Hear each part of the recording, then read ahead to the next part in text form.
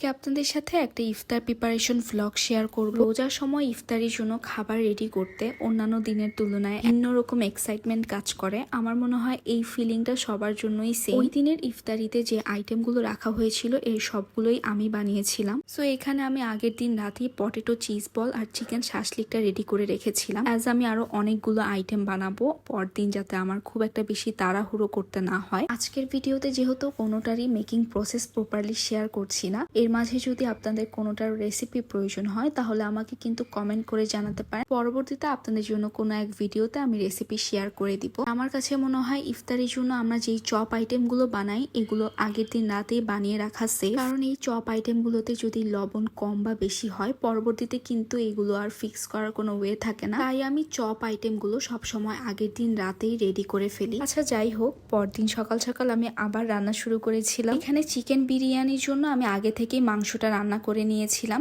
আর পাশে ডিমের কোরমাটা বসিয়েছিলাম। এটাও অলমোস্ট রান্নার শেষের দিকে ছিল। কালার এবং ঘ্রাণ দুটোই অনেক ভালো এসেছিল, আর খেতে তো অবশ্যই ভালো হয়েছিল। এইদিকে চিকেন শাসলিকটাও রেডি করে নিলাম। এখানে টপিংস হিসেবে আমি ক্যাপসিকাম, টমেটো, পেঁয়াজ দিয়েছি। শাসলিকগুলো সাজানোর পর অনেক সুন্দর লাগছিল। এরপর আমি আর কোনো কিছু ভিডিও নিতে পারিনি। আসলে যতই আগে থেকে প্রিপারেশন নেওয়া শুরু করি না কেন, ইফতারের আগ মুহূর্তে একটা তাড়াহুড়ো লেগেই যায়। আমার শাসলিকটা খেতে কেমন হয়েছে ওরা রিভিউ দিচ্ছিল। এখানে ছিল ডিমের কোরমা আর চিকেন বিরিয়ানি। সবগুলো খাবারই সবাই অনেক পছন্দ করেছিল আলহামদুলিল্লাহ। আজকের ভিডিও এখানেই শেষ করছি। বাই।